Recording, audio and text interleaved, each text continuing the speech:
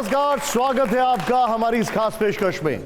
मोदी सरकार के 9 वर्ष, कितना बदला भारतवर्ष।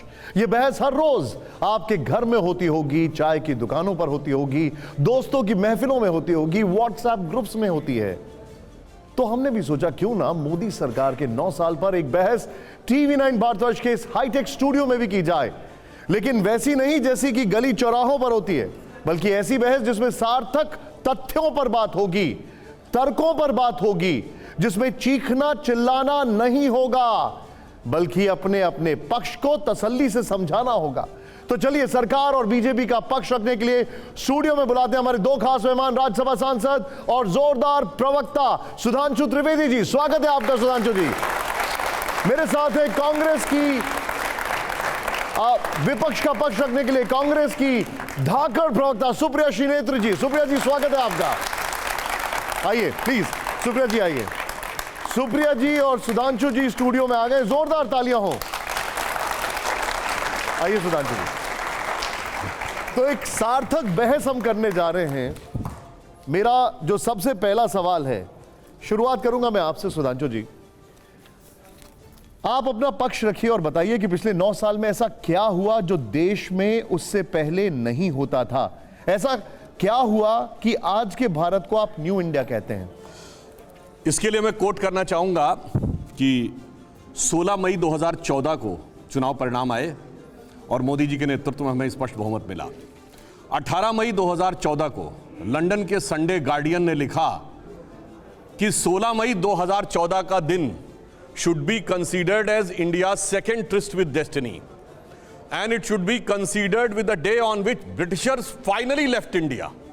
क्योंकि उसने कहा कि आज़ादी के बाद लंबे समय तक ऐसे लोगों का शासन रहा जिनकी विचार और प्रेरणा में ब्रिटिश कॉलोनियल लीगेसी यानी ब्रिटिश औपनिवेशवादी विरासत का प्रभाव था। पहली बार एक ऐसे दल या संगठन के हाथ में पूर्ण सत्ता आई है जिसके ऊपर कोई विदेशी प्रभाव नहीं है। अब हुआ क्या उसके आने के बाद? 50 करोड़ लोगों को जनधन खाता मिला, 55 करोड़ लोग आयुष्मान भारत में यानी जिसमें स्वास्थ्य का बीमा था उससे कवर हुए, 5 करोड़ लोग उसका लाभ भी ले चुके हैं।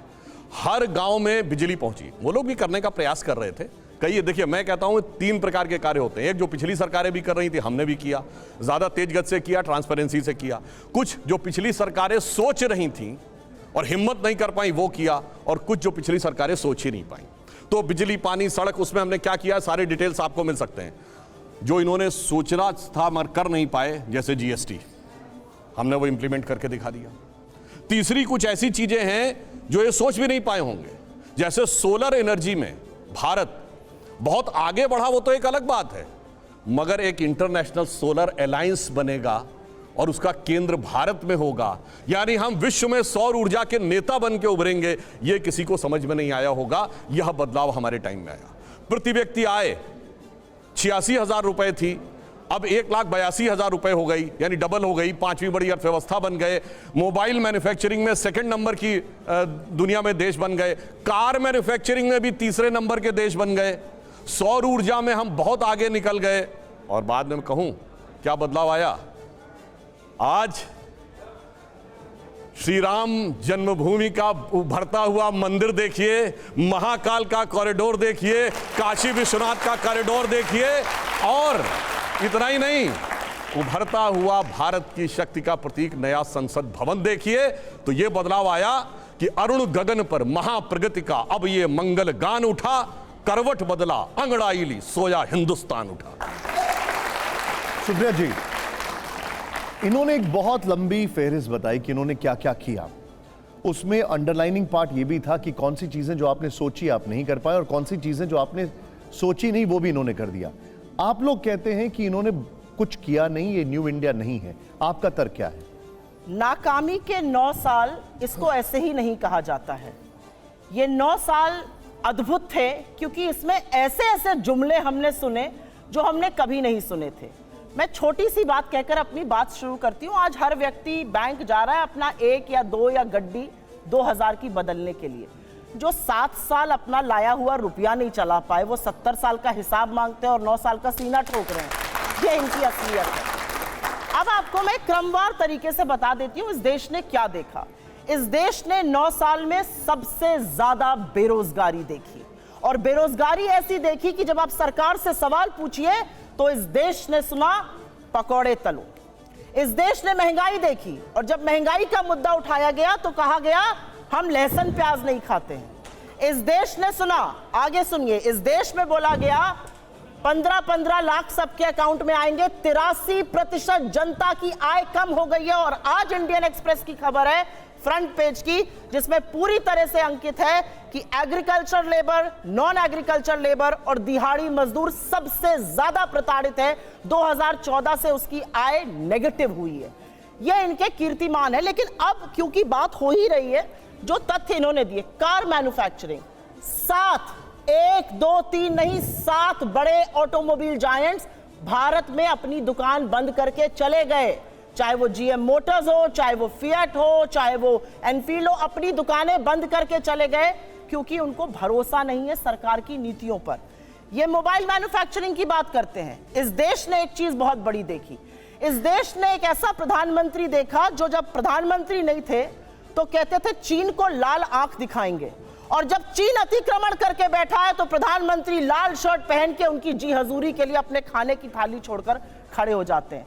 इस देश ने एक ऐसा प्रधानमंत्री देखा जो चीन को सबक सिखाने के बजाय 3 साल से चीन को अपने सबसे बड़ा ट्रेडिंग पार्टनर बनाया हुआ है। चीन और हमारा ट्रेड डेफिसिट $100 बिलियन है। इस देश ने मिजोरम और असम के बीच में गोलियां चलती हुई देखी। इस देश ने कर्नाटक और महाराष्ट्र के बीच में तनातनी देखी, जहां पर भाजपा की शासन है भूमि को लेकर। इस देश ने मणिपुर को जलते हुए देखा, लेकिन प्रधानमंत्री और अमित शाह जी के मुंह पर एक जरा सी शिकन नहीं देखी। इस देश ने तैरती लाशें भी देखी। यह देश सब कुछ देखता है, और अब देश यह भी देख रहा है कि भारत के संसद का उद्घाटन होने जा रहा है। और भारत का संसद क्या है, यह हमारा संविधान बताता है। अनुच्छेद 79 क्लियरली कहता है इंडियन पार्लियामेंट का मतलब है राष्ट्रपति, काउंसिल ऑफ स्टेट्स राज्यसभा और लोकसभा। राष्ट्रपति को दरकिनार करके यह मोदी शो जो हो रहा है यह भी देश देख रहा है। किराए के लोग ले जाकर जो बाहर शो होता है वो भी देश देख रहा है। और यह देश आज एक सवाल पूछ रहा है। जब रामनाथ कोविंद जी राष्ट्रपति बने, आपने कहा दलित राष्ट्रपति हैं, दलित राष्ट्रपति, आपने बहुत ढिंढोरा पीटा, अच्छी बात है। उनको शिलान्यास के लिए क्यों नहीं बुलाया गया? क्या राष्ट्रपति का हक नहीं है? आज एक अनुसूचित जनजाति की महिला इस देश की राष्ट्रपति है, उनको इस हक से वंचित क्यों किया जा रहा है? ये सवाल सब पूछ रहे हैं। और आज इतिहास बन रहा है। और मैं अपनी बात यही कहकर खत्म करती हूं कि इतिहास मोदी जी को लगता है इमारतों से बनता है। जी नहीं, इतिहास ना इमारतों से बनता है, ना 9 साल में बनता है। इतिहास तब बनता है जब 200 साल की ब्रिटिश हुकूमत के बाद आप रोना नहीं रोते, अपना दुखड़ा नहीं रोते, आप IIT, AIIMS, ISC, BARC, ISRO जैसी संस्थाएं बनाते हैं। इतिहास तब बनता है जब आप जय जवान जय किसान का संकल्प लेते हैं। इतिहास तब बनता है जब विश्व की आंख में आग डाल के पाकिस्तान के 2 टुकड़े करते हैं और विश्व का भूगोल बदल देते हैं। इतिहास तब बनता है जब 19वीं सदी के भारत में आप 21वीं सदी की आईटी और टेलीकॉम रेवोल्यूशन की नींव रखते हैं। इतिहास तब बनता है जब 1991 में आप अपनी इकोनॉमी को खोलते हैं और ग्लोबलाइजेशन का एक अहम हिस्सा बनते हैं। इतिहास तब बनता है जब 2004 से 14 के बीच आप 27 करोड़ लोगों को गरीबी की सीमा रेखा के ऊपर खींचते हैं। मनरेगा, खाद्य सुरक्षा अधिनियम, right to education, right to information जैसे कानून लाते हैं। एक ऐसा अधिनियम बताएं जो लाए। इन्होंने 23 करोड़ लोगों को इस देश में गरीबी की सीमा के नीचे ढकेलने का काम किया है। यह इनके 9 साल का फलसफा है। कोई एक ऐसा अधिनियम बताइए जो आपने जिसमें बहुत मेजर चेंजेस लाए हो। सुप्रिया जी ने आपको चैलेंज किया है, सुधांशु जी अभी। इनके और उसमें यही अंतर है। ये नियम बनाते थे, मोदी सरकार ने 2000 ऐसे नियम समाप्त किए हैं जो रिडंडेंट, अप्रासंगिक हो चुके थे, व्यर्थ के हो चुके थे, पर केवल सरकारी कार्य में बाधा उत्पन्न करने के लिए बने हुए थे। मैं उदाहरण बताना चाहता हूं। एक अमित शाह जी ने मुझे स्वयं बताया था कि जब वो गृह मंत्री बने गुजरात के, तो जानते क्या था? 1965 की लड़ाई के समय गुब्बारे पाकिस्तान की तरफ से आते थे, वो कुछ पेपर डाल देते थे भारत की तरफ, तो हर हफ्ते पुलिस की रिपोर्ट आती थी कि इस साल कोई गुब्बारा नहीं आया। अरे भैया, सैटेलाइट का जमाना आ गया और गुब्बारे का नियम बना हुआ, नियम का पालन हो रहा था। ऐसे एब्सर्ड रूल्स को हटाने का काम किया। यह हमारी इनकी सोच में अंतर है। अब जो इन्होंने बोला, अब मैं सिर्फ फैक्ट्स बोल देता हूं, बजाय इसके कि जैसे इन्होंने कुछ कहा ये हुआ वो हुआ। क्रिस्टीना जॉर्जिवा IMF की चेयरमैन है, उन्होंने कहा कि अगले साल भारत दुनिया में 15% ग्रोथ को कंट्रीब्यूट करेगा, वर्ल्ड की ग्रोथ में 15% कंट्रीब्यूट करेगा। हमारी सरकार आने से पहले हमारा ग्लोबल जीडीपी में 2.4% का हिस्सा था, अब 9% से ऊपर का। और इन्होंने कहा कुछ नहीं हुआ, तो मैं मानता हूं। सुनिए, जब मोबाइल हैंडसेट हम सब यूज करते हैं, जब हमारी सरकार आई तो हम सेकंड बिगेस्ट कंज्यूमर थे, क्योंकि हमारे यहां सबसे ज्यादा आबादी भी है, दूसरे नंबर पे, अब नंबर 1 पे हो गई। पर पता है 92% मोबाइल हैंडसेट बाहर से आते थे। आज हम सबसे बड़े प्रोड्यूसर हैं, 97% मोबाइल हैंडसेट हमारे बनते हैं। वो बनाने वाले कोई थोड़ी है, वो तो आसमान से कहीं जिन्नात आके बना रहे होंगे। 37 किलोमीटर पर डे अगर रोड बन रही है तो ये भी कोई रोजगार थोड़ी सृजित हो रहा है, वो कोई हवा से आके बना रहे होंगे। 3.5 करोड़ मकान बन गए, प्रधानमंत्री आवास, वो भी किसी ने आके हवा में बना दिए होंगे। उसके लिए भी ऐसी क्या जरूरत थी? कार मैन्युफैक्चरिंग में आज 7.5 करोड़ परिवार भारत के ऐसे इनके पास कार हो गया, वो कार भी किसी ने आके हवा में बना दी होगी। इसलिए, और इन्होंने कहा विदेशी कंपनियां चली गई, बिल्कुल, अरे हमारी देशी कंपनियां अब उस लेवल पे आई। महिंद्रा एंड टाटा ने आर्सेलर को खरीद लिया, दुनिया की टॉप की कंपनियों में से एक आर्सेलर को खरीद लिया। मगर अब क्या बताएं, अब ये कहते हैं चीन के अतिक्रमण की बात। अब जिनके दिमागों के ऊपर चीन ने अतिक्रमण कर रखा है कॉन्ट्रैक्ट्स के थ्रू, अब उसके लिए क्या करें? चाइना को हमने, अब ये लोग ये बहुत सेंटेंस बोलते हैं, चाइना के शी जिनपिंग को झूला झुलाया था। बताएं कैसा झूला झुलाया उन्होंने? आज मैं पूछूं, चाइना के साथ दुनिया के कौन से देश खड़े हैं? सिर्फ 2, नॉर्थ कोरिया और पाकिस्तान। चाइना का नक्शा याद करिए, इधर है पाकिस्तान, इधर नॉर्थ कोरिया। वो झूला झूल रहा, north Korea Pakistan, north Korea Pakistan, north Korea Pakistan, बाकी खत्म। और इन्होंने कहा बदलाव आया। तो मैं यह भी बताना चाहता हूं, जब हमारी सरकार नहीं थी, मैं आपसे पूछता हूं 2014 से पहले देश का कौन सा ऐसा क्षेत्र था धमाके नहीं होते थे? आतंकवादी हमले, चंडीगढ़ में धमाके, दिल्ली में धमाके, बंबई में धमाके, पुणे, नासिक, लखनऊ, फैजाबाद, गुवाहाटी, हैदराबाद, चेन्नई, बेंगलुरु, कौन सी ऐसी जगह थी? चलती ट्रेन में धमाके, चलती बस में धमाके, पार्क पे जाइए तो लिखा रहता था छूना नहीं, धमाका हो सकता। बस अड्डे पे जाइए, रेलवे स्टेशन पे जाइए, धमाका हो सकता। और उसके बाद 26/11 के हमले के 9 महीने बाद शर्म अल शेख में पाकिस्तान से ज्वाइंट डिक्लेरेशन करते हैं, जिसमें बलूचिस्तान भी हिस्सा होता है। यानी हम मान लेते हैं कि हम उसमें इन्वॉल्व हैं, और क्या कहते हैं? आतंकवाद की घटना से शांति वार्ता प्रभावित नहीं होगी। यह शर्म अल शेख जुलाई 2009, 9 महीने के बाद का डिक्लेरेशन है 26/11 के। और हमने क्या कहा? मोदी जी ने कहा आतंकवाद और वार्ता साथ साथ नहीं होगी। और उससे यह बदलाव आया।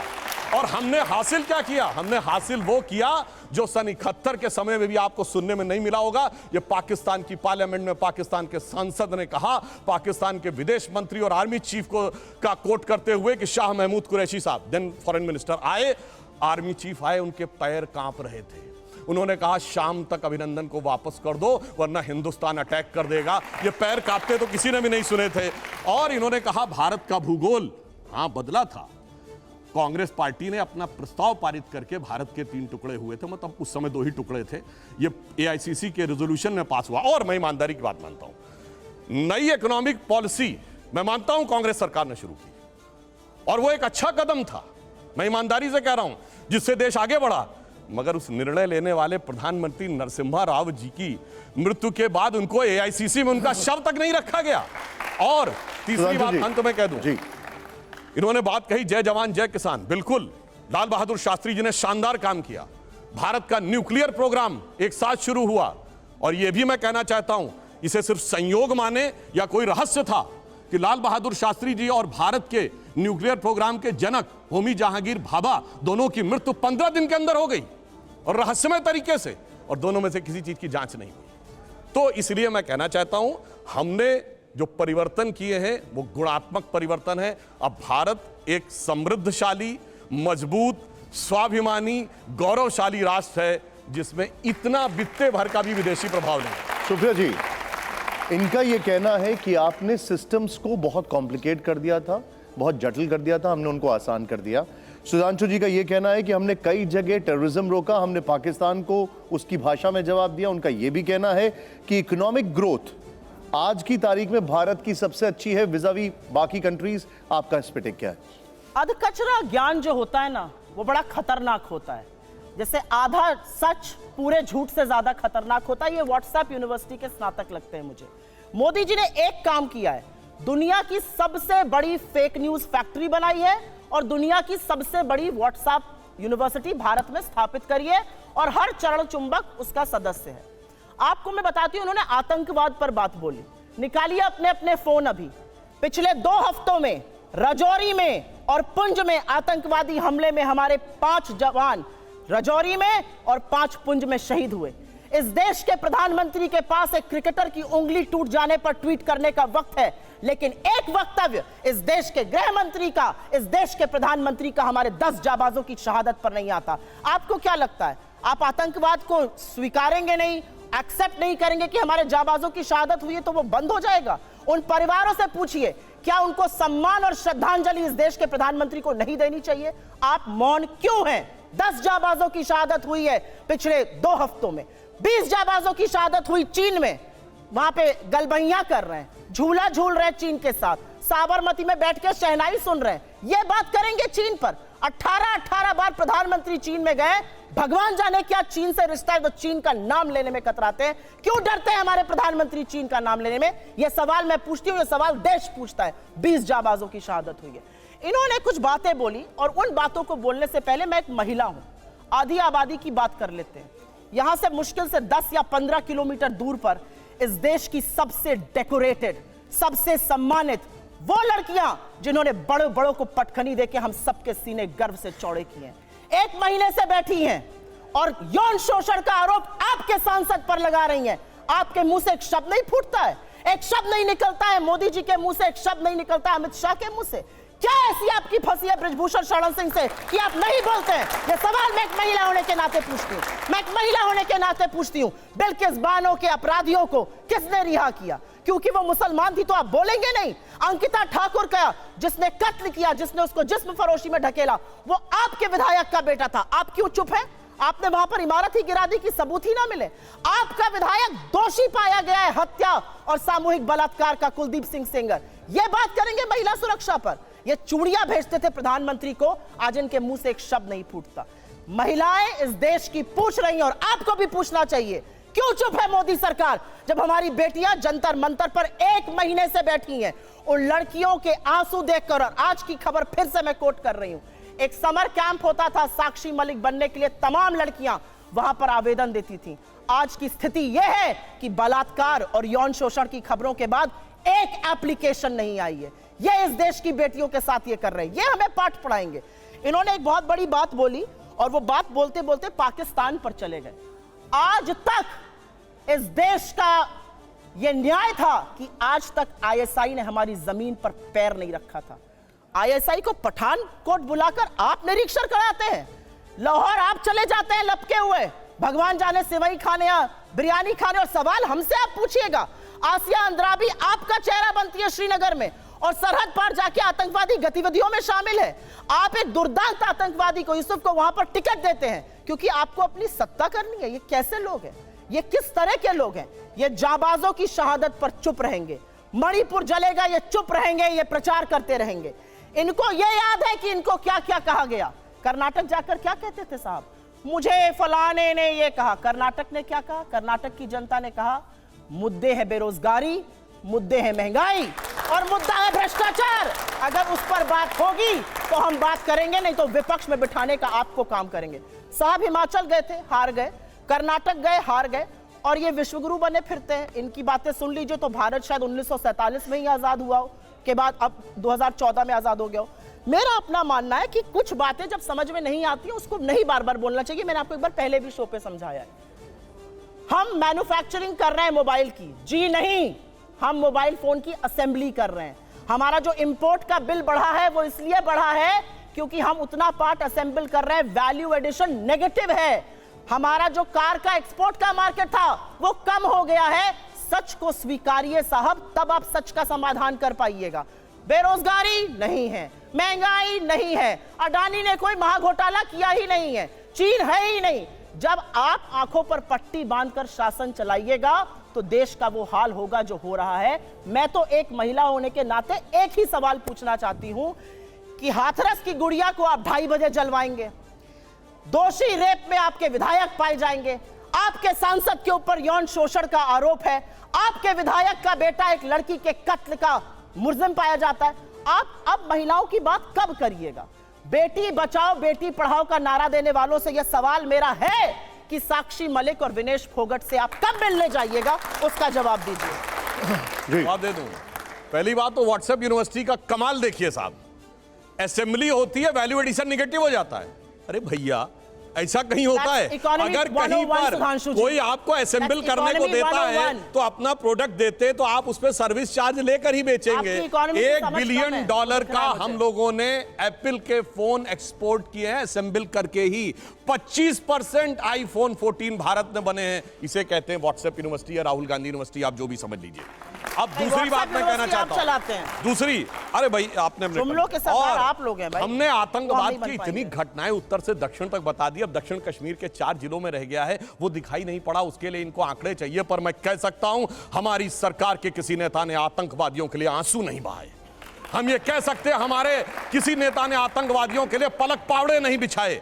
संसद भवन पे हमला हुआ, जिन जाबाजों ने अपनी जान दे दी, उन्होंने, उनके परिवारों ने मेडल लौटा दिए, चूंकि अफजल गुरु को 7 साल तक सर्वोच्च न्यायालय से निर्णय होने के बाद फांसी नहीं दी रही थी, परंतु सोनिया जी की आंख में आंसू नहीं आए। बटाला हाउस के एनकाउंटर के आरोपियों के लिए आंसू आए। हमने किसी जाकिर नायक को शांति का मसीहा कहने वाले, इशरत जहां को बेटी कहने वाले, अफजल को हालात का मारा कहने वाले, हाफिज को साहब कहने वाले, ओसामा को जी कहने वाले, बुरहान वानी को भटका नौजवान कहने वाले आतंकवाद पे भाषण दे रहे हैं। इसलिए अब महिला की बात करता हूं, बिल्किस बानो की बात ये कर रहे हैं। 14 साल वो लोग जेल में रख के आए, मुस्लिम थी इसलिए बोला। इसी पश्चिमी उत्तर प्रदेश में एक मुस्लिम महिला थी इमराना, जिसके साथ उसके ससुर ने बलात्कार किया और मौलवी ने फतवा दे दिया कि अब आज से वो अपने ससुर की पत्नी और पति की मां हो गई, और जलवाए जलाल से वो मौलवी साहब विद्यमान थे, चू नहीं बोला। ये इनका महिलाओं के प्रति सम्मान था। हमारे यहां किसी ने नैना साहनी को तंदूर में जलाया, छोड़िए वो सब आरोप प्रत्यारोप। मैं तो 100 बात की बात कहना चाहता हूं, वो कहां गए उन लोगों का सम्मान करते थे जिन्होंने कश्मीर वैली में लिखा, छोड़ के चले जाओ हिंदुओं से और अपनी बेटियों को छोड़ जाओ। वो गिरजा टिक्कू जिसके साथ सामूहिक बलात्कार के बाद आरे से काट दी गई और चू नहीं निकला किसी के मुंह से।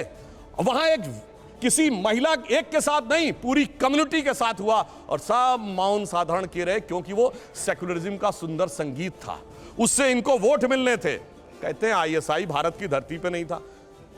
मैडम आपकी सरकार के समय में रिपोर्टें हैं आईएसआई के कितने मॉड्यूल्स काम कर रहे थे, और जो आप बता रही हैं वो कहानी तो बहुत पुरानी हो गई। उसके बाद तो जो ठुकाई हुई कहां, उरी में, जो कुछ हुआ बालाकोट में, उसके बाद Imran Khan as prime minister of Pakistan बोले पाकिस्तान की नेशनल असेंबली में, जो हिंदुस्तान ने किया है बालाकोट में उससे ज्यादा कुछ खौफनाक ये लोग करना चाह रहे हैं।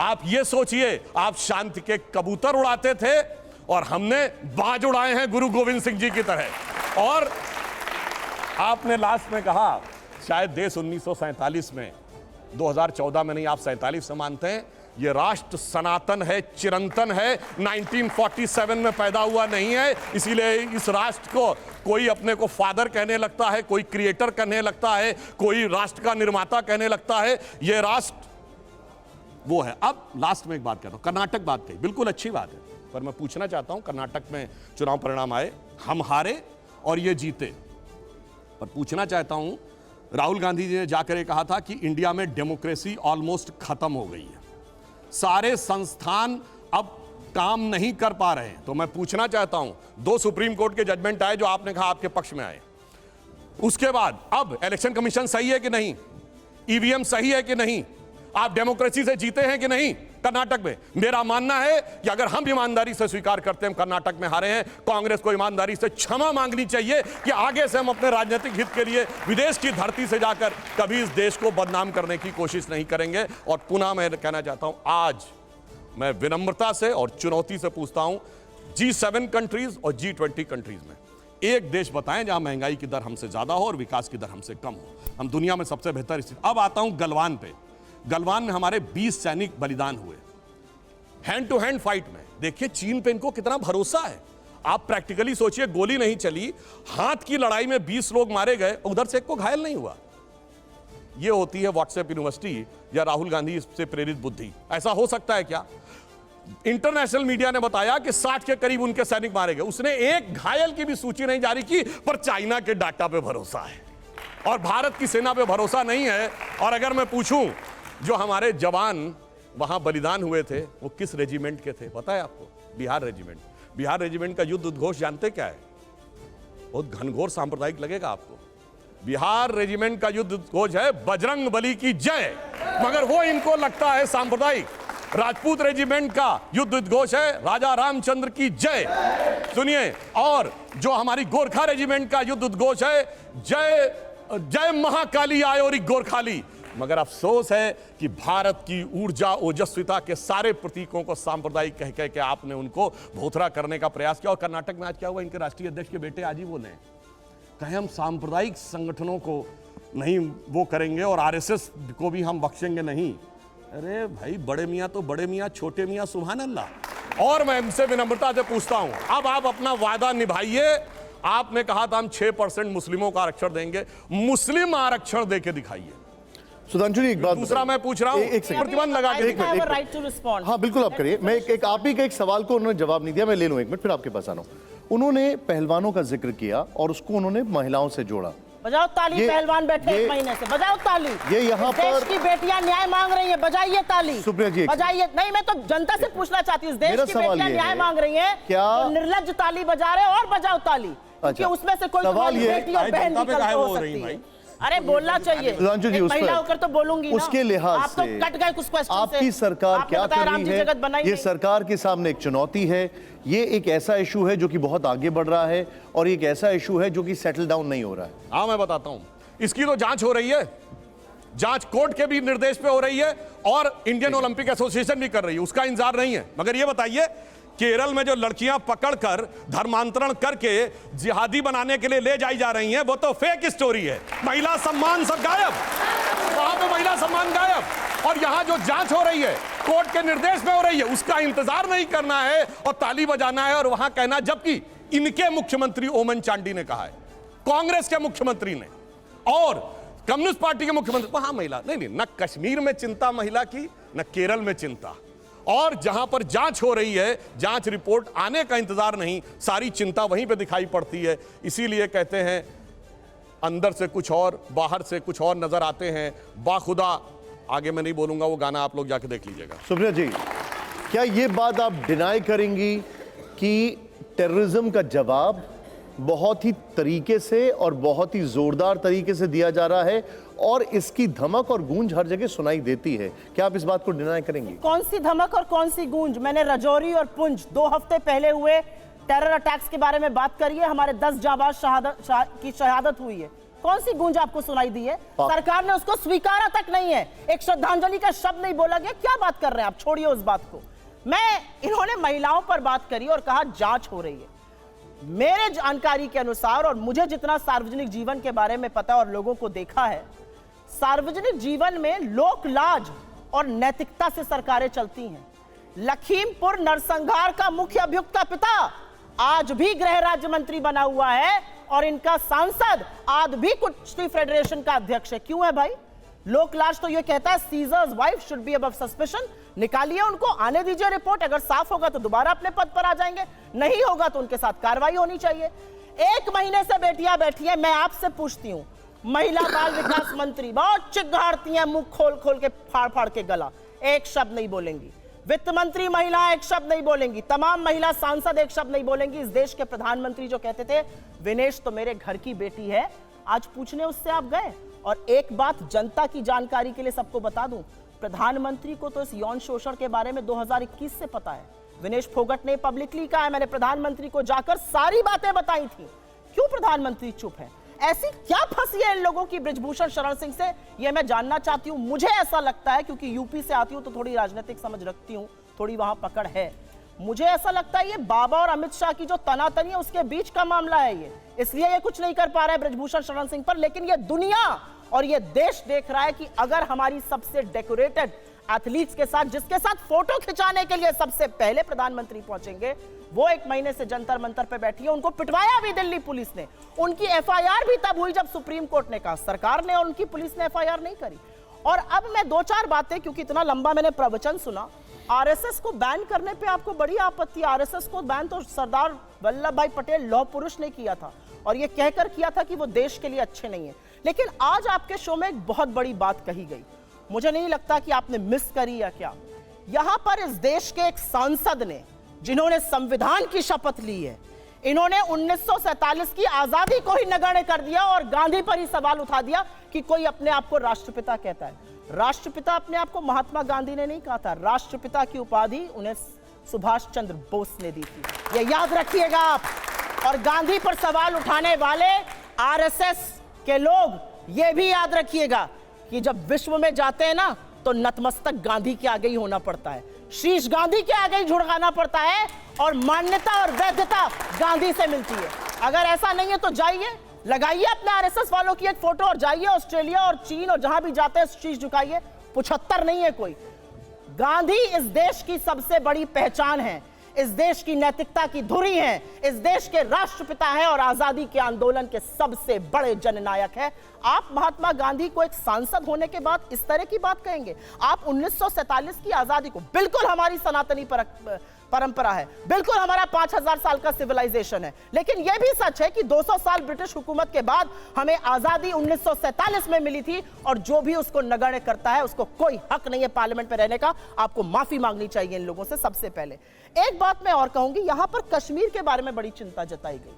आपको पता है कि पिछले 1.5 साल से, मुझे नहीं पता यहां पे कितने लोगों को पता है, पिछले 1.5 साल से कश्मीरी पंडित प्रदर्शन कर रहे हैं, प्रधानमंत्री से, गृह मंत्री से मिलना चाहते हैं। उनको करंट के तारों से रोका गया, उनके ऊपर लाठियां बरसाई गई, राहुल भट्ट की चुन के हत्या हुई, एक शब्द नहीं, मिस बाला टीचर की चुनकर हत्या हुई, 10 हत्याएं हुई हैं पिछले 9 महीने में, एक शब्द नहीं है भाजपा का। लेकिन जब कश्मीर फिल्म का प्रमोशन होता है तो सारी संसद लग जाती है इनकी, इनके प्रधानमंत्री करने लगते हैं। केरला की बात कर रहे हैं, क्या था केरला का? 30,000 महिलाएं कन्वर्ट हो रही हैं। सुप्रीम कोर्ट में मामला गया, माफी वीर ने कान पकड़ के क्या कहा? 3 महिलाओं की कहानी है, 30,000 3 महिलाओं की, ये इनकी असलियत है। इस तरह से ये बरगलाते हैं। और ये भी एक सच है कि कर्नाटक ने आपको एक बहुत बड़ा संदेश दिया है, और मेरे लिए वो संदेश बहुत ही प्रखर है और बहुत ही प्रबल है। कर्नाटक ने ये कहा है कि जब आप कर्नाटक आएंगे ना, तो हमारे मुद्दे की बात करिए, यहां पर आकर ये प्रोपेगेंडा केरला फिल्म को मत प्रपोजित करिए। और कर्नाटक ने एक और बात कही है, कर्नाटक ने कहा है कि यह देश अमन, शांति और मोहब्बत चाहता है, और जो व्यक्ति नफरत के बाजार में मोहब्बत की दुकान खोलेगा और आप षड्यंत्र रचकर उसको संसद से निकालने का काम करेंगे, तो यह देश उसके पीछे खड़ा हो जाएगा। आप नहीं संभल पा रहे हैं कि क्या करें आप, जो पॉपुलैरिटी राहुल गांधी की। आप जो कहना चाहते हैं, आपकी व्हाट्सएप यूनिवर्सिटी जो कहना चाहती है, कहिए। अगर राहुल गांधी आपके लिए लड़ रहे हैं तो आपकी पूरी कैबिनेट, आपके सारे चरण चुंबक, आपके जितना गोदी मीडिया है, एक साथ मिलकर उनको अटैक नहीं करता। मुझे लगता है कर्नाटक ने एक बहुत प्रबल संदेश दिया है। अगर आप इस देश के लिए कोई भी कीमत चुकाने को तैयार है, तो हम आपके पीछे मुस्तैदी से खड़े हैं। ना पढ़ना चाहिए या आप जी, इलेक्टोरल पॉलिटिक्स को अगर आप पॉलिसी से जोड़ रही हैं, तो फिर क्या यह समझा जाए कि उत्तर प्रदेश, गुजरात और नॉर्थ ईस्ट ने कांग्रेस को रिजेक्ट कर दिया है?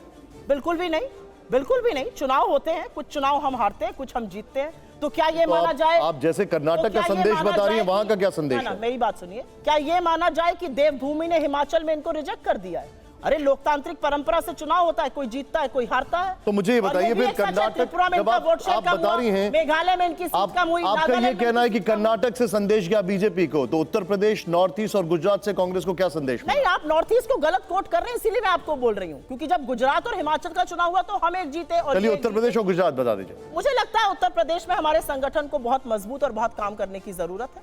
लेकिन एक ये भी सच है कि आज दक्षिण ने इनके लिए द्वार बंद कर दिए हैं। दक्षिण कह रहा है, no way, you are not entering our premise. आप ना समझना चाहिए, तो वो आपकी दिक्कत है।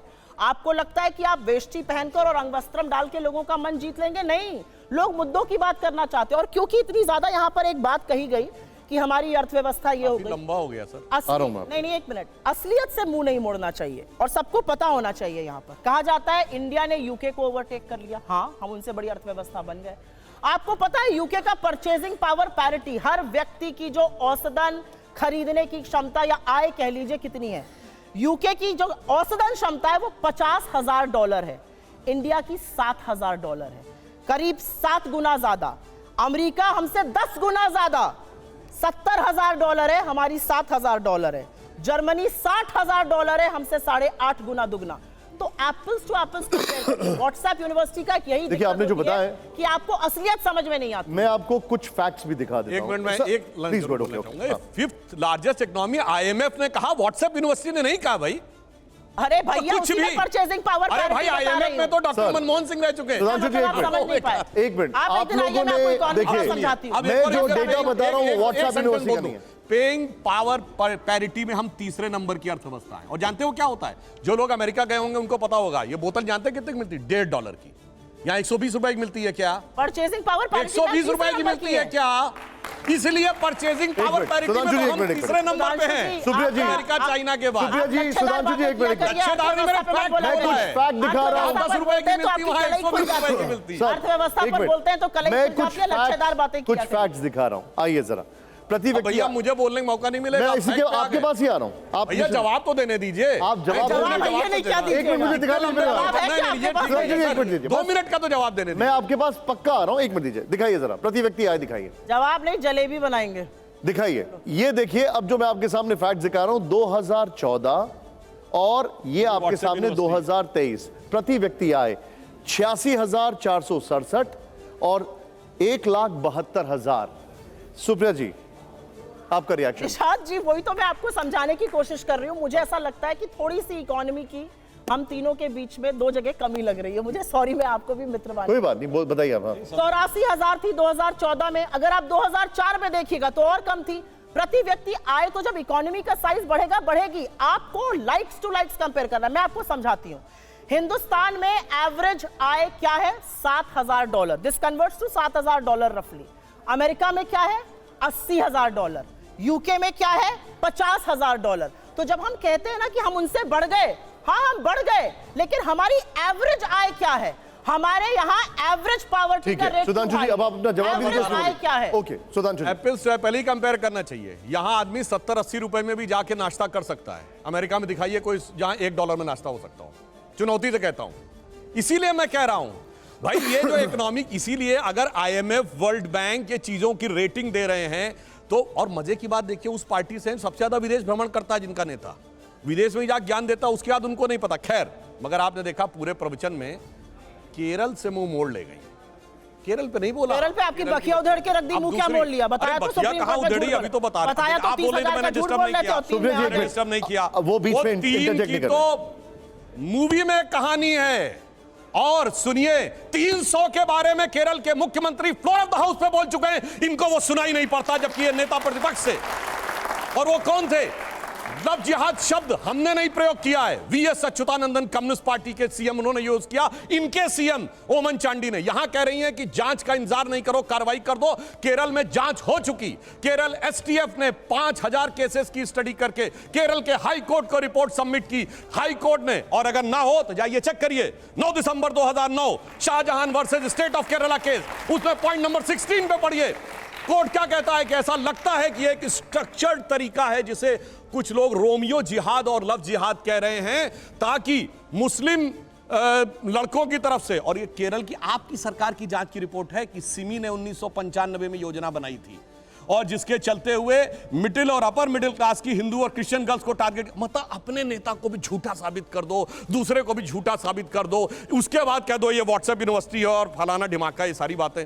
और दूसरा, इन्होंने राष्ट्रपिता पे कहा, तो हम तो सिर्फ ये कहना चाहते हैं, हम तो इस देश को भारत माता मानते हैं। अब जो माता का पिता अपने को मानता हो वो इस बात के ऊपर विचार कर ले, बस यही अंतर है। और इनके मुंह से एक और बात निकली कि 200 साल की गुलामी, 200 साल की गुलामी, यही तो अंतर है। अरे गुलामी 200 के नहीं 800 साल की थी। अगर 200 साल की गुलामी थी, छत्रपति शिवाजी महाराज जिससे लड़ रहे थे वो संघर्ष नहीं था, महाराणा प्रताप लड़ रहे थे वो संघर्ष नहीं था, गुरु गोविंद सिंह लड़ रहे थे, यही अंतर है। इसीलिए मैंने जहां पहली बात कही थी, पहली बार एक ऐसी सत्ता आई है जिस पे विदेशी प्रभाव नहीं है। यह विदेशी प्रभाव है कि 200 साल की गुलामी में ही चलते रहते हैं। अब इन्होंने कहा राज्य हारे, हम हारे, मगर जानते क्या अंतर है? कर्नाटका में हमारा आज भी वोट शेयर 36% है। जो हमारा, हम चुनाव हारे हैं मगर हमारा vote percentage all time high है 75 साल का। और हम हिमाचल हारे हैं जहां हम 37,000 वोट कम है पूरी हिमाचल स्टेट में, जितने में यहां एक कॉन्स्टिट्यूंसी है। मगर आप जहां हारे हैं गुजरात में 32 ऐसी थी, 32 ऐसी कॉन्स्टिट्यूंसी थी जो 47 से आज तक नहीं हारे थे, वोट परसेंटेज आधा रह गया। उत्तर प्रदेश में आज एक विधायक और एक सांसद, यानी सुनिए, लगभग सभी सीटों पे जमानत जब्त। यानी आज उत्तर प्रदेश में हालत यह है गांधी परिवार के गृह राज्य में कि आज तो उतनी भी मैं नहीं है मैखाने में जितनी हम छोड़ दिया करते थे पैमाने में।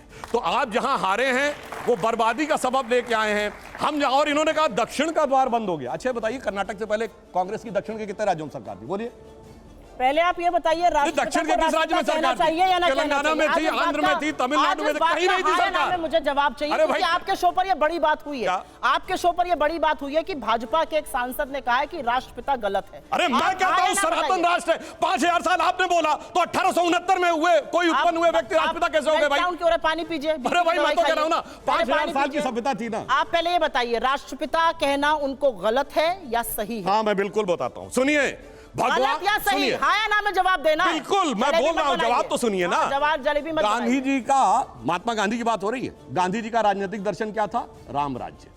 गांधी का अरे हाँ या ना में जवाब दीजिए। अरे सुनिए तो पहले, मैं डिस्टर्ब नहीं किया आपके बीच में। गोडसे आप क्या सुनिए तो भाई, से वोट डालो और आप यहाँ पे मुझसे आके बेकार की बात। जवाब सवाल पूछा। ये है नाथुराम गोडसे की सोच। आप हड़बड़ा रहे हैं। बगल में जिंदा है, आपके सामने जिंदा है। तो हड़बड़ाइए नहीं। गांधी जी का नृत्य का भजन था रघुपति राघव राजा राम। गांधी जी का अंतिम शब्द था हे राम, जो समाधि पर आज तक लिखा है। और भगवान राम ने क्या बोला? जननी जन्मभूमिश्च स्वर्गादपि गरीयसी। यदि वो इस देश को अपनी माता मानते हैं तो आप कैसे कह रहे हैं कि उनसे, राम से ऊपर उनका कोई पिता हो गया? अब दूसरी बात मैं कहता हूं, और आपने तो 2007 में कोर्ट में हलफनामा दिया कि भगवान राम काल्पनिक थे। गांधी की आत्मा की हत्या की आपने। शरीर का हत्यारा मैं कहने को तैयार हूं कि उसको मुर्दाबाद कहिए। आप कहिए आत्मा का हत्यारा गांधी परिवार मुर्दाबाद।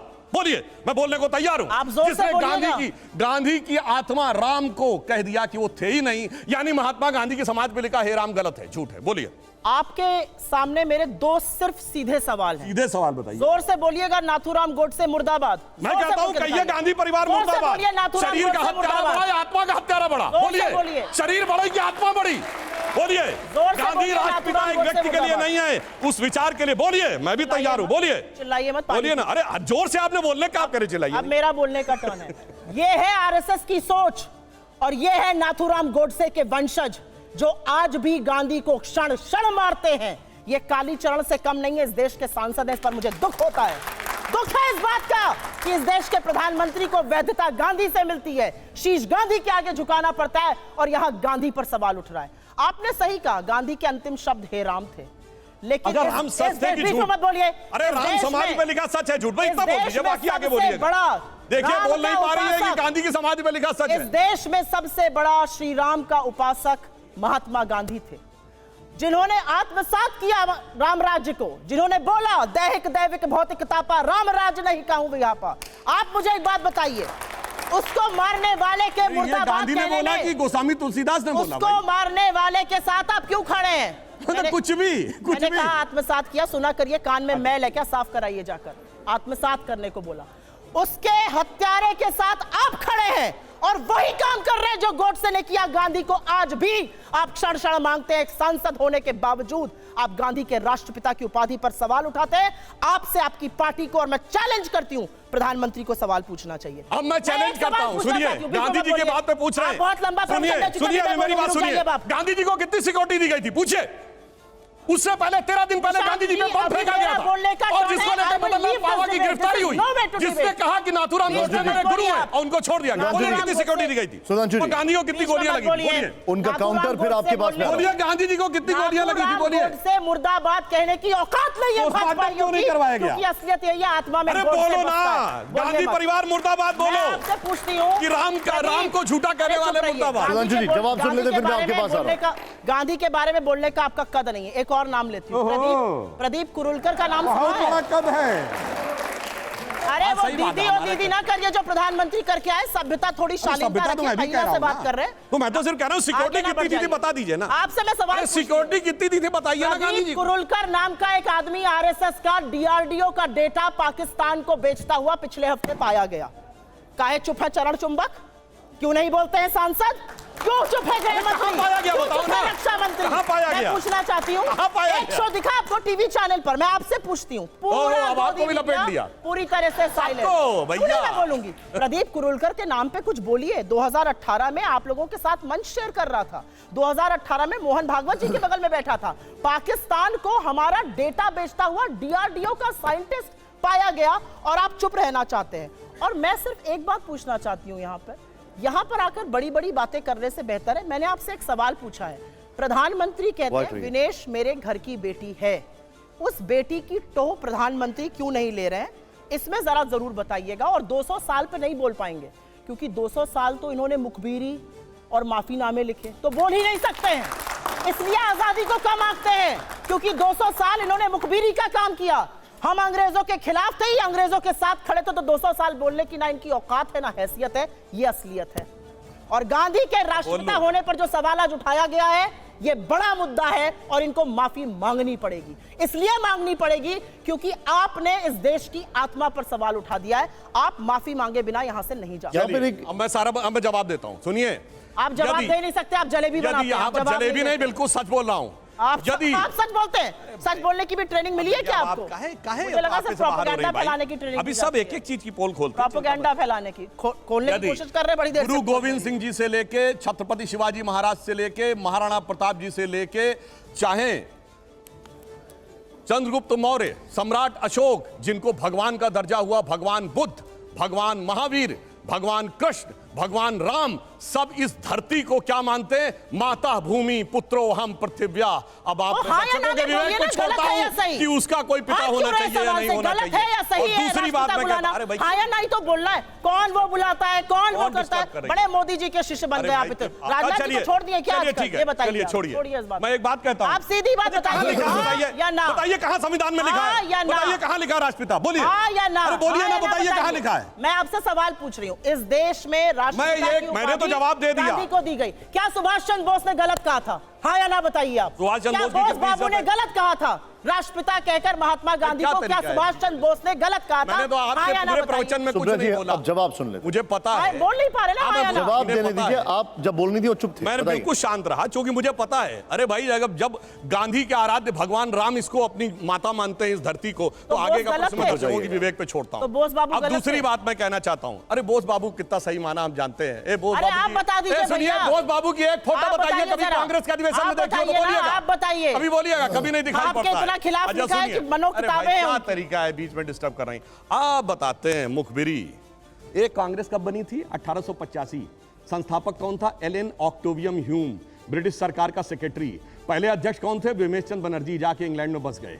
1885 से लेकर 1910 तक एक नहीं अनेक ब्रिटिश सरकार के सेक्रेटरी कांग्रेस के अध्यक्ष रहे। कौन? विलियम वैडनबर्न, जॉर्ज यूल, अल्फ्रेड रोब। और 1910 में भी कांग्रेस का अध्यक्ष विलियम वैडनबर्न था, जो ब्रिटिश सरकार का सेक्रेटरी था, जिस वर्ष में वीर सावरकर को 2 जन्मों की कारावास की सजा हुई थी। इसलिए मैं पूछना चाहता हूं कि ये कहते हैं कि इन्होंने स्वतंत्रता का आंदोलन लड़ा, तो एक कांग्रेस का नेता बताइए जो अंग्रेजों को गोली से मारा गया हो। एक कांग्रेस का नेता बताइए, राष्ट्रीय अध्यक्ष स्तर का बड़ा नेता जो फांसी चढ़ा हो। एक नेता बताइए, लाला लाजपत राय को छोड़कर, जिसने लाठियां भी पड़ी हो। एक कांग्रेस का नेता बताइए जिसको काला पानी भी हुआ हो, और उसके बावजूद उन्होंने ही सारा स्वतंत्रता संग्राम लड़ा। यानी मुझे देखकर तो याद आता है, सारा क्रेडिट वो ले गए कि नौरंगी सियासत दौरा तो देखिए कि मंजिल मिली उन्हीं को जो शरीके सफर न थे, और आके हम लोगों को ज्ञान देने का प्रयास कर रहे हैं। और मैं एक और बात कहता हूं, अभी संसद का भवन का उद्घाटन हुआ जो इरविन ने किया था।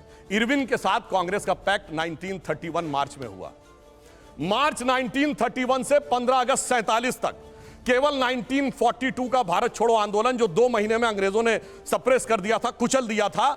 इसके अलावा एक आंदोलन बताइए 31 से 47 कौन सा पैक्ट किया था इरविन से? बोलिए 31 से 47 तक कौन सा आंदोलन किया? बात हो ही रही है तो 1942 का जो क्विट इंडिया मूवमेंट था, जो मौलाना आजाद, सर हम 9 साल से, एक मिनट मुझे बोलने दीजिए मैम, एक सेकंड, हम 9 साल से डिफ्लेक्ट करके 1947 के पहले चले गए। मुझे बार-बार वहीं ले जाते हैं ना। जितनी देर ये ले गए उतनी देर तो मुझे भी हक है ना। लेकिन मुद्दे से तो भटक नहीं सकते ना मैम।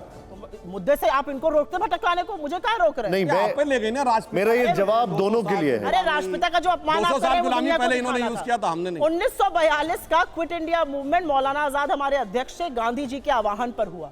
आपको पता है अंग्रेजों को किसने चिट्ठी लिखी थी, कैसे सप्रेस किया जा सकता है इसको? श्यामा प्रसाद मुखर्जी ने। कांग्रेस की सारी सरकारों ने रिजाइन कर दिया था, लेकिन सिंध में, बंगाल में और NWFP में मुस्लिम लीग के साथ मिलकर श्यामा प्रसाद मुखर्जी और इनके लोग सरकार चला रहे थे। 1911 से ही माफीनामे लिखने शुरू कर दिए थे। आप किस देश की, किस आजादी के आंदोलन की बात करिएगा? नेहरू 9.5 साल जेल में रहे, आपके वाले तो गए थे और पहले दिन से ही चिट्ठी लिखने लगे। नेहरू ने डिस्कवरी ऑफ इंडिया लिखी जेल में, आप वाले ने जेल में रह के किताब लिखी, जलवायु जलाल से सेक्रेटरी। और सुन लीजिए आगे, बोल दिया जेल में रह के किताब लिखी। इन्होंने कहा किसको फांसी लगी? सबसे बड़े तो राष्ट्रपिता महात्मा गांधी को आपके ही लोगों ने 3 गोलियों से भून डाला था। अरे मैंने अंग्रेजों की गोली थे ना, कांग्रेस के अध्यक्ष रह चुके थे, कांग्रेस के शीर्ष नेतृत्व के, और कोई प्रमाण? अंग्रेजों की गोली से मैंने कहा था ना। मतलब आपकी गोली क्या अमृत बरसा रही थी? नहीं, मैं तो कह रहा अंग्रेजों से लड़े थे ना।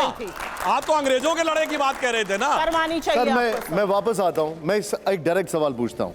आज के हालात पर आप ही के मंत्री हैं जितेंद्र सिंह, उन्होंने संसद में कहा बाकायदा अभी 2 महीने पहले कि सरकारी नौकरियों में, सरकारी सेंट्रल गवर्नमेंट की वैकेंसीज हैं 9.7 लाख, और उसमें उन्होंने कहा कि रेलवे में खाली करीब 3 लाख, 2,93,000।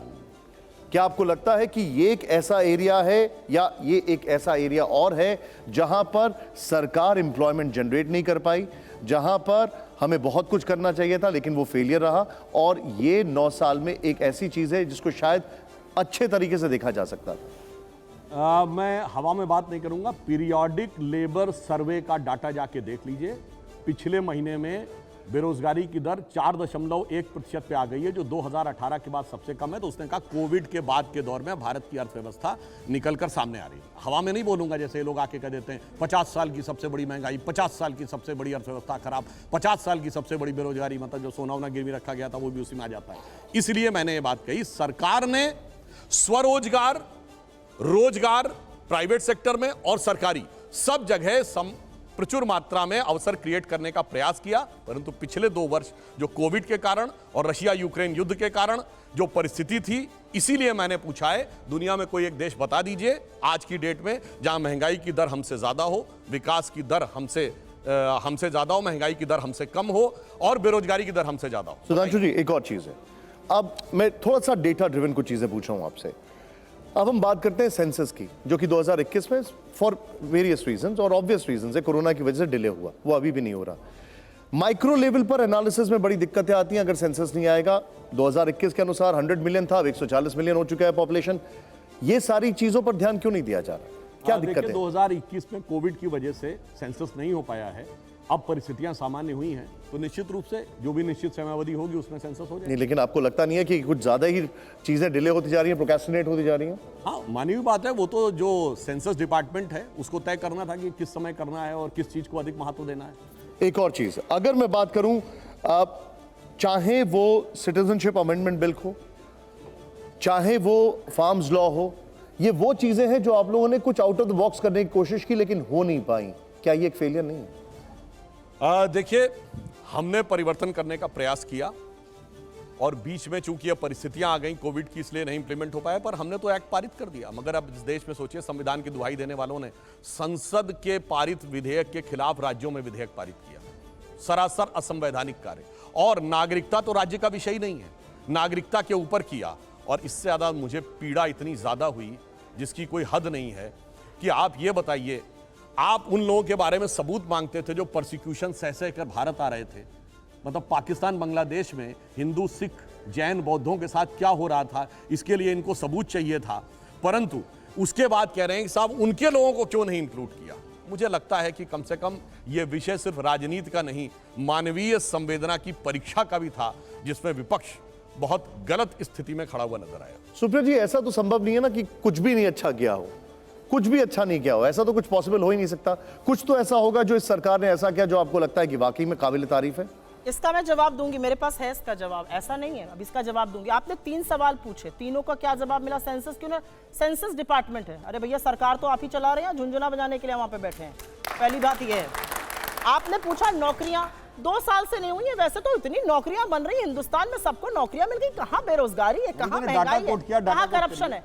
आज देश की यह स्थिति है कि हर साल 2 करोड़ नौकरी का वादा करने वाले प्रधानमंत्री को अपने 90 वर्ष में 71,000 71,000 चिट्ठियां बांटनी पड़ रही है जो डाकिया घर लेके जाता था। ये नौकरी की स्थिति आ गई है, ये असलियत है इस देश में। आज अर्थव्यवस्था की असलियत यह है कि आपके तुगलकी फरमानों के चलते 8.2% ग्रोथ की जीडीपी 4.1 पर कोरोना काल के पहले आप घसीट लाए थे। कोरोना के बाद की मैं बात नहीं कर रही हूं। 45 वर्ष में सबसे ज्यादा बेरोजगारी कोरोना के पहले थी। लेकिन चलिए, एक बात जरूर बोलना चाहती हूं, आपने सीए और एनआरसी पर इनसे सवाल किया और किसान बिल पर किया। नई संसद का इनॉग्रेशन हो रहा है ना, उस नई संसद में मैं भगवान से प्रार्थना करती हूं कि लोकतंत्र की आत्मा की हत्या ये कम करेंगे। सीए एनआरसी आपने पास किया, 3.5 साल हो गए, आज तक रूल्स नोटिफाई क्यों नहीं किए गए? वो भी झुंझुना था, सिर्फ पोलराइज करना था, रूल्स नोटिफाई आज तक नहीं हुए, 3.5 साल हो गए। किसान बिल आपने पास किया था, 750 किसानों की शहादत भी हो गई। सत्यपाल मलिक आपके बनाए हुए गवर्नर, मेघालय, गोवा, बिहार, आपके बनाए हुए गवर्नर, जम्मू कश्मीर, वो कहते हैं प्रधानमंत्री से मैंने कहा 750 किसान मर गए, प्रधानमंत्री ने कहा मुझे क्या फर्क पड़ता है। उसके बाद प्रधानमंत्री ही उसको वापस ले लेते हैं। तो किसान बिल भी मास्टर स्ट्रोक था, वापस लेना भी मास्टर स्ट्रोक था। नोटबंदी भी मास्टर स्ट्रोक थी, वापस लेना भी मास्टर स्ट्रोक है। ये कौन से गिरवी दिमाग रख के लोग बात करते हैं? मेरा अपना मानना है, एक चीज इस सरकार ने अच्छी करी और उसमें इनको 100 में से 100 अंक मिलने चाहिए। बिना काम का ढिंढोरा कैसे पीटा जाता है, उसका सबक इन्होंने सबको पढ़ा दिया है। खूब लोगों ने वो सीख लिया है। बिना रत्ती भर का काम मत करो और ऐसा ढिंढोरा पीटो कि लगे वाह जी वाह। वो इन्होंने अच्छा किया, इन्होंने सबको सिखाया है। काम के नाम पर, उपलब्धियों के नाम पर इनका रिकॉर्ड 9 साल का नील बटा सन्नाटा है। मैं उत्तर प्रदेश से आती हूं, 0/0 है। सुधांशु जी, आपका रिएक्शन? मुझे लगता है ये उत्तर प्रदेश में 0/0 अपनी पार्टी के परफॉर्मेंस के लिए बोल गई भावावेश। अरे आपकी उपलब्धियों के लिए बोल रही हूँ, काहे इतना घबरा गए? आपकी उपलब्धियों के लिए अभी देखिए इनके मुंह से क्या निकल गया। 45 साल की सब मैं कह रहा था ना, निकल गया। 1978 होते ना 45 साल से। देखिएगा जाके क्या क्या महंगाई, रेट ऑफ ग्रोथ क्या थी? 2%, 1.8%। महंगाई की दर 12%, 13%, बेरोजगारी प्रचंड। और सुनिए, देखिए अब हंसी वाली बात बनना चाहते हैं, लेकिन आपको भी पता है झूठ बोल रहे हैं। अरे झूठ बोल रहे हैं। अरे भाई अपना मोबाइल खोलिए अभी मैं कहता हूं और देखिए 78 से लेके आज तक कितनी बार महंगाई की रेट रही है। और सुनिए इतना ही नहीं, इसमें 1978 में 1991 भी आता है जब सोना गिरवी रख दिया गया था, फॉरेन एक्सचेंज रिजर्व 1 बिलियन के नीचे आ गया था, देश आर्थिक बदहाली के कगार। देखिए कोई तरीका गलत है, मैं आपकी बात में कोई डिस्टर्ब नहीं करा था, रनिंग कमेंट कर रही हैं आप, बोलने दीजिए। जब 1991 में सोना गिरवी रखा गया, रुपए का अवमूल्यन हुआ, देश भिखमंगा होने के कगार में पहुंच गया था, फॉरेन एक्सचेंज रिजर्व 1 बिलियन के नीचे आ गया था, तब महंगाई कम थी, रोजगार ज्यादा सृजित हो रहे थे, और आज कम हो रहे हैं। अद्भुत व्हाट्सएप ज्ञान है। और मैं बताना चाहता हूं, वो 1 बिलियन से नीचे आया हुआ फॉरेन एक्सचेंज रिजर्व 100 बिलियन पहुंचा अटल जी की सरकार में, और 500 बिलियन पहुंचा मोदी जी की सरकार में। इसमें किसी प्रकार की किंतु परंतु की गुंजाइश नहीं है। और मैं फिर कह रहा हूं, मैं पुनः कह रहा हूं, भाई अगर सबके हाथ में मोबाइल है, और हम जब हमारी सरकार आई तो मोबाइल फैक्ट्री कितनी थी? 2, आज हैं 240। मगर कोई रोजगार थोड़ी सृजित हो रहा होगा। मैंने कहा वो आसमान से कोई जिन विन आके बना रहे हैं, उसमें कहीं कोई सृजित थोड़ी हो रहा है। इसीलिए इनसे ये जो कहने का प्रयास करते हैं, बिल्कुल अर्थव्यवस्था पे IMF का डाटा फर्जी है, वर्ल्ड बैंक का डाटा फर्जी है, जो IMF की चीफ कहें क्रिस्टिना जॉर्जिएवा वो भी फर्जी है। मगर एक में अद्वितीय ज्ञान से संपन्न जो आविर्भाव हुआ है राहुल गांधी जी, जो जाके संपूर्ण जगत को ज्ञान देते हैं भिन्न भिन्न स्थानों से बैठ के, उनका डाटा सही है। इसलिए मैं ये कहना चाहता हूं, ईमानदारी से स्वीकार करिए कि इस देश में इतना बड़ा बदलाव आया है कि आज से पहले मैं एक सिंपल सी बात कहता हूं, हर गांव में बिजली थी, हर गांव तक सड़क पहुंची थी, और दूसरा हर गांव पहुंच गई, ये भी कहता हूं, हर घर बिजली आ गई, सबके सिर पर छत आ गई, इंडिया $5 ट्रिलियन की इकोनॉमी हो गया, किसानों की आय दुगनी हो गई। बताइए, ये सारे वादे किए थे ना आपने। 1 मिनट, इन्होंने बहुत बड़ी बड़ी बातें कही। अरे सुनिए तो, अरे भाई 1 मिनट पूरी बात करूं, आपने बीच में डिस्टर्ब कर दिया। 1 मिनट कंप्लीट करने, फिर मैं आपके पास आऊं। देखिए कितनी भावावेश में पूछने लगी, ये हो गया कि नहीं वो हो गया। अरे भैया 50 साल आपकी पार्टी का नहीं, आपके खानदान का शासन रहा, हमसे पूछ रहे हैं, मतलब बाप ने मारी मेड की बिटवा तीरंदाज, आप कह रहे हैं हम आके सब कर देंगे। किसी को कोट कर रही हूं, जनता ही बताएगी किसको कोट कर रही हूं। जैसे जैसे रुपया गिरता है, प्रधानमंत्री की साख गिरती है। कितने पे मिला था रुपया? 60 पर। कितने पर है रुपया? 83 पर। कहां किस गरताल में चली गई प्रधानमंत्री की साख? रुपए पर यह बात करेंगे, अर्थव्यवस्था पर यह बात करेंगे। आज मैंने इनसे एक सवाल पूछा, सीए एनआरसी लाए, आपको 3.5 साल हो गए, कानून क्यों नहीं बना रहे? जवाब देना था। किसान बिल आप क्यों लाए और आपने उसको क्यों वापस कर लिया? 750 किसानों ने 1.5 साल प्रदर्शन किया, 750 किसानों की शहादत हुई, क्यों होने दिया आपको? आप इतने असंवेदनशील क्यों? आपने एक वर्ड यूज किया था, थोड़ा प्रोक्रेस्टिनेशन हो गया।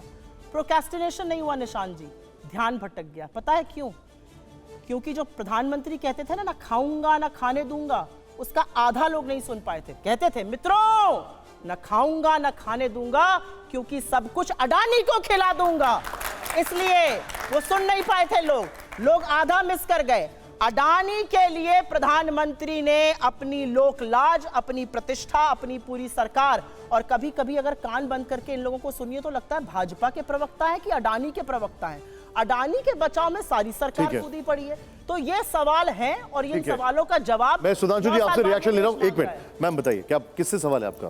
अरे जवाब प्रधानमंत्री ने बहुत एक जवाब तो दे दो, योजना उसके बाद दे लाई लीजिए। है। गांव में पहले गैस की नहीं थी, घर में औरतें जब खाना बनाएंगी, जब वो खाना बनाएंगी तो उनके आंखों से आंसू आएगा, उनको धुआं लगेगा। लेकिन आज देखिए प्रधानमंत्री ने उज्ज्वला गैस योजना, हर गांव में हर घर में बिल्कुल ऐसे जगह भी मिल रही है। महिलाएं इतनी खुश है, इतनी सशक्त है, अपने परिवार को पाल रही हैं, बीमार कम हो रही हैं, उनकी हेल्थ की। सवाल क्या है आपका? मेरा सवाल है कि इन्होंने कहा कि नहीं किया है, कुछ काम नहीं किया है। बहुत काम किया है धरातल पे हमारे प्रधानमंत्री जी ने।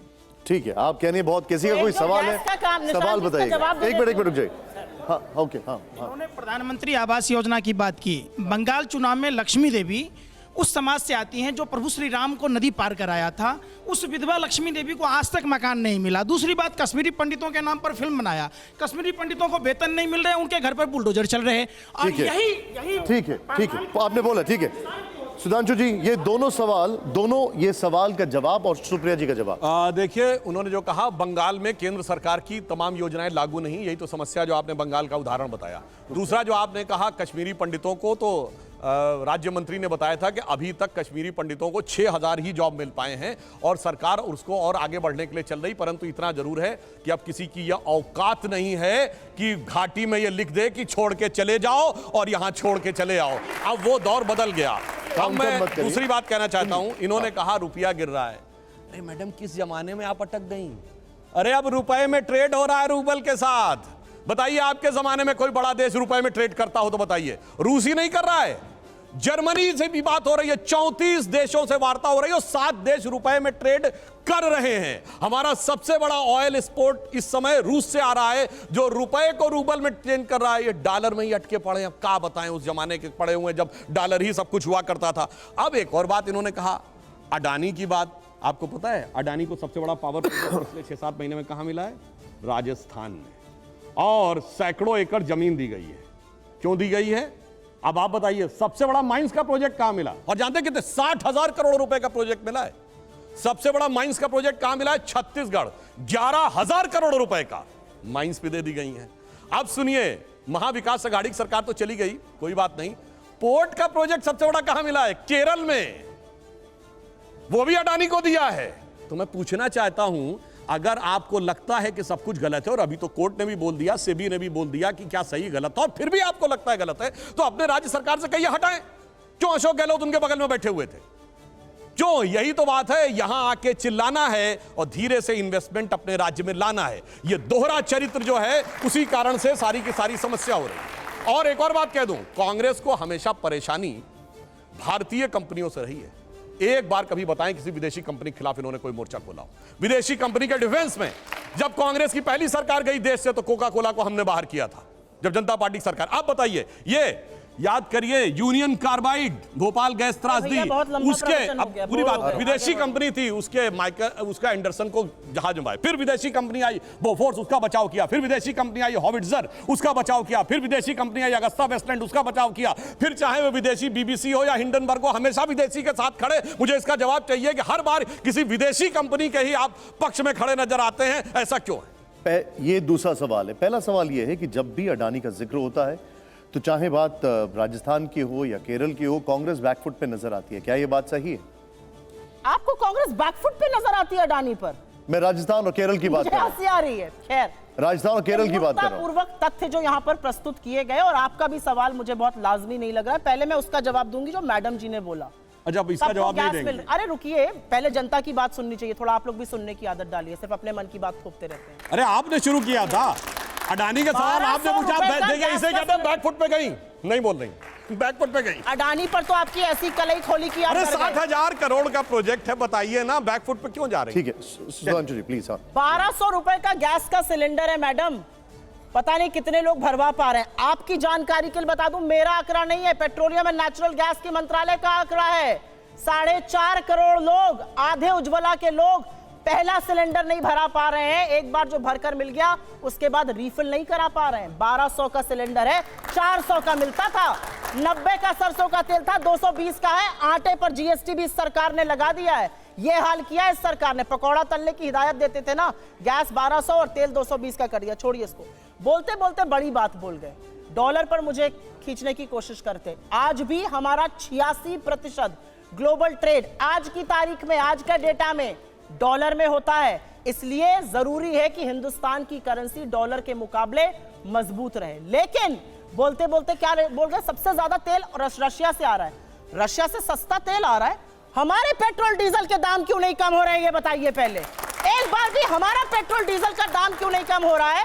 वो तो जस का तस बना हुआ है, सस्ता तेल आ रहा है, पैसा ऐड कर सरकार अपने पास रख रही है। क्यों रख रही है भाई? उसके बाद इन्होंने एक बहुत ही भ्रमित और झूठ फैलाने का काम जो ये करते हैं किया।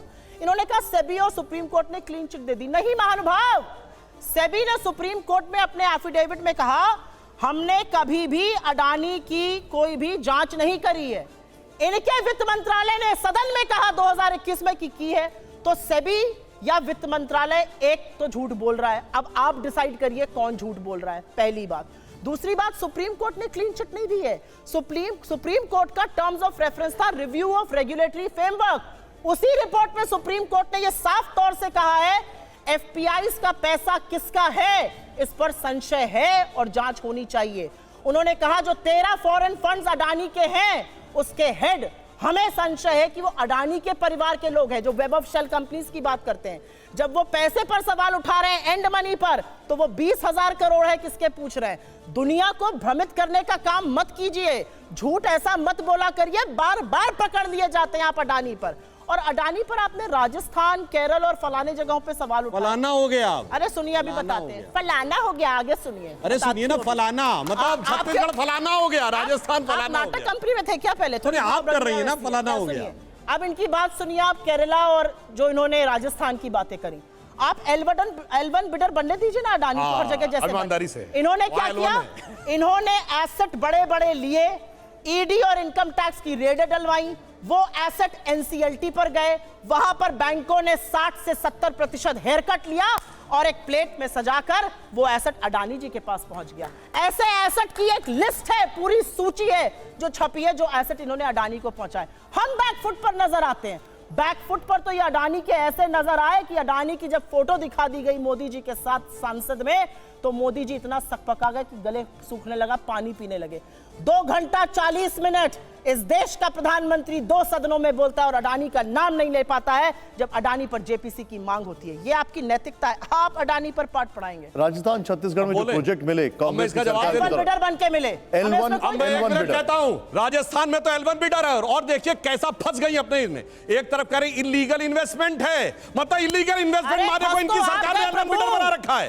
और यही की पार्टी दिल्ली में बैठ के कहती है कि वो गलत है, कैंसिल नहीं कर रही है। गजब है भाई, मतलब गजब है कि साफ साफ कह रही है कि सारा पैसा संदिग्ध है, ये मुझे भी पता है, मगर अशोक गहलोत को लगता है वो L1 है। बोलिए बोलिए ना, अडानी के प्रवक्ता है क्या? अरे आप प्रवक्ता बन रही है ना, आप अडानी के प्रवक्ता बन रही है भाई। ये अब तो मैं सही बात मानिए, आपके यहाँ इलीगल इन्वेस्टमेंट वाला L1 बिडर कैसे हो गया?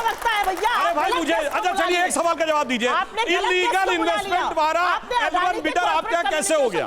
आपने एक सवाल रेज किया है, इसका जवाब एक वाक्य बोलने दीजिए, उसका जवाब दे।